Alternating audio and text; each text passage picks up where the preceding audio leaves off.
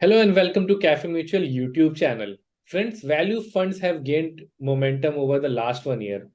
The category has delivered CAGR of over 23% in the last 1 year, which is in line with most small cap categories. So, what is driving this rally in value funds, and will the rally sustain?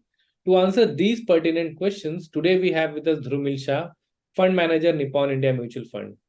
Dhrumil has over 16 years of experience in fund management. So let's welcome Dhrumil. Good evening, Dhrumil. Yeah, thank you. Good evening and very warm welcome to everyone. So, Dhrumil, my first question to you is that value is very subjective, right? For every person, value definition of value differs. So, what is your definition of value picking, and how do you filter value stocks? Right, right. See, when we look at value, so we essentially don't mean buying cheap stocks. We don't mean buying stocks which are trading at a single P. That's not how we look at value. Typically, we look at value is any company which is trading at a significant discount to its historical multiple. Let's put it that way. It is trading at like below one standard or two standard deviation towards of the long-term averages. That's how we look to kind of identify value stock.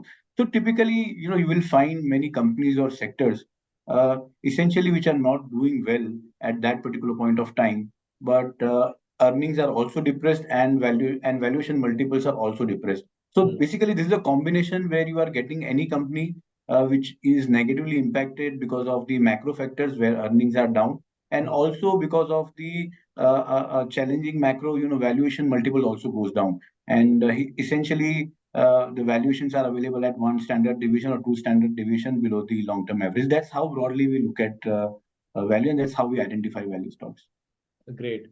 So, Dhrumil, how has your philosophy of value picking evolved over time? Sure, there are, core two, three things are there. The most important thing is that we need to avoid value traps. So, we will find many companies which are trading at a very, very attractive valuation.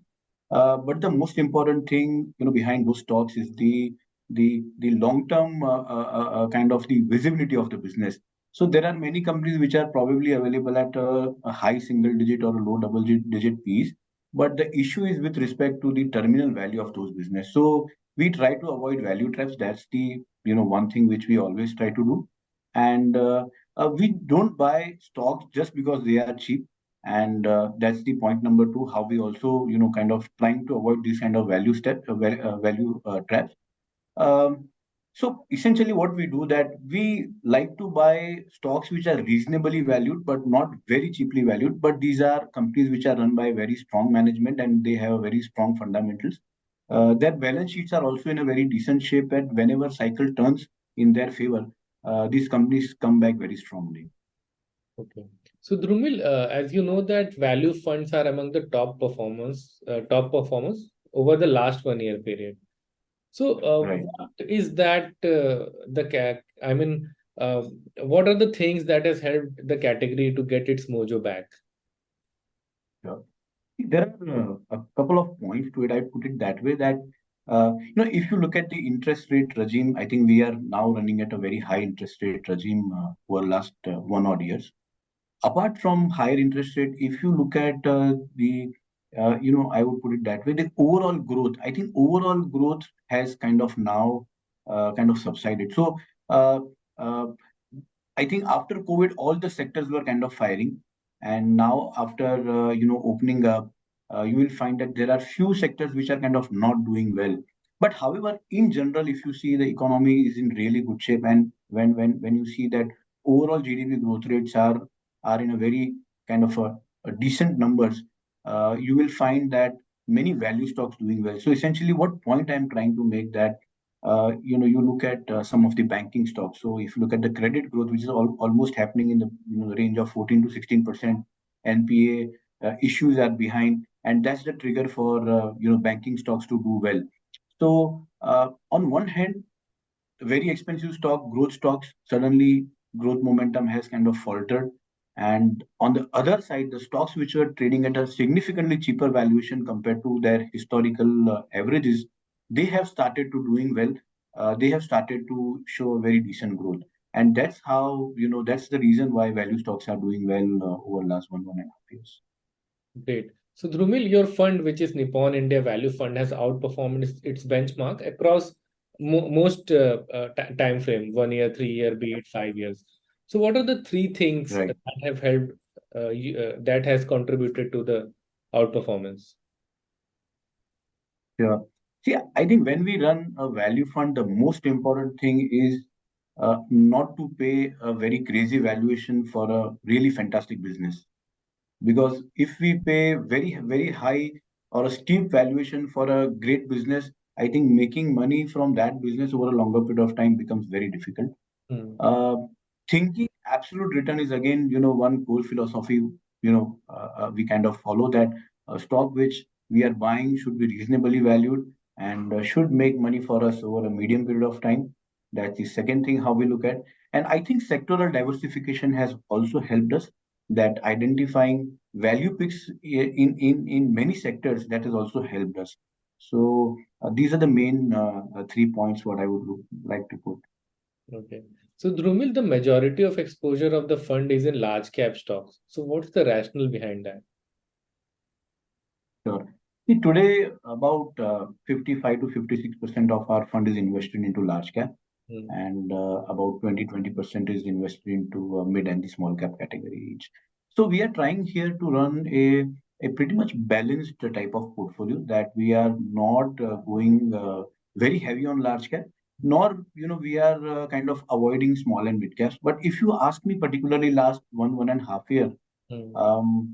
we have really done very well on the small cap side. There were many sectors where the stocks corrected on the small and mid cap side, and they were available at a significantly cheaper valuation. And we were kind of able to capitalize on that opportunity on the mid and small cap side. So, in fact, the small and mid cap exposure of the fund has gone up, over last 1 year. But Hmm. it is very equally important to have, somewhere about 50-55% of the fund into large cap, because that is providing the anchoring to the fund. Hmm. And it kind of helps a fund to weather the volatility of the market. Okay. So, Dhrumil, the fund has exposure to over 70 stocks and across 15 sectors. So, what's the reason for this diversification? Sure. Uh, See, if you look at the construct of the fund, about 70% of the fund is invested into top 40 odd stocks, 40 Hmm. 45 stocks. So that's the heart of the entire fund, that where the concentration of the investment is happening. Hmm. Uh, Apart from that, why sectoral exposure is so diversified, I will put it that way, that there are many sectors which either do well, or there are many sectors which don't do well. But Hmm. if you look at predominantly right now, we are overweight on banking. We still find banking as a sector which is very attractively valued. We are underweight on IT. We are again overweight on consumer services. So essentially, fund is trying to capture various part of economies which are available at a very reasonable valuation. I put it that way, and kind of can give a decent compounding over next 2 to 3 years. So rather than being concentrated in a couple of sectors, I think diversifying fund across various sectors and trying to find out ideas from different sectors is kind of going to help over a medium period of time. Uh, Again, if you look at the reason, last 2 3 years there is not one single sector which has consistently done well for 2 to 3 years. There has been a very decent churn of the sectors within the market in a span of maybe 1 year to 9 months to 1 year. So essentially, it is very important to have a very decent sectoral diversification also. Okay. So, one last question, Dhrumil. There are many value funds in the market. So, why should MFDs recommend Nippon India value funds to their clients? Sure, sure. I think it's a brilliant question.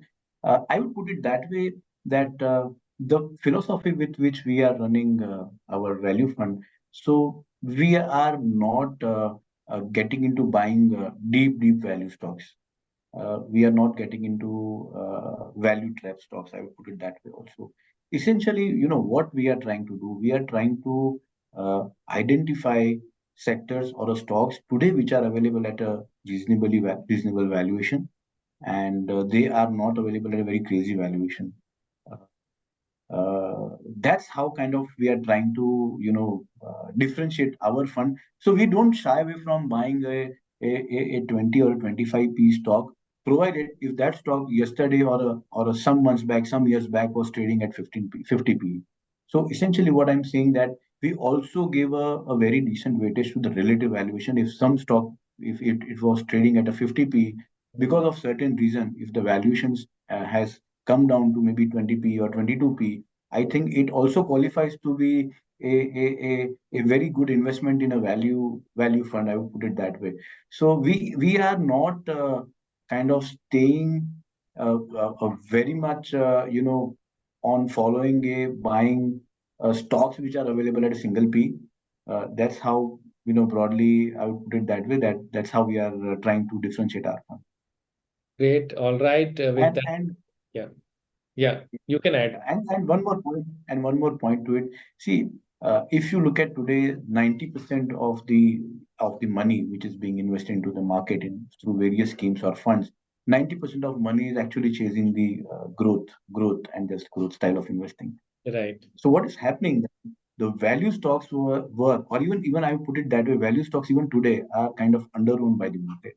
You look at the PSU banks, they were completely underowned by the market. And I'm just giving one sector. There are many other sectors which are kind of pretty much underowned, whether it be a metal sector or an energy sector. They're pretty much underowned by the market. Yeah. And whenever times comes, then you see these sectors really doing miracle. And that's why where 90% of corpus is following a one particular kind of strategy, it is always good to have a strategy which is thinking differently, which is thinking rationally, and which is thinking contra. Hmm. Great. So, all right, Drumil, thank you so much for your valuable time and insights. Thank you. Thank you so much. And finally, I thank each one of you for being such a wonderful audience. Have a great day at work, guys. Bye.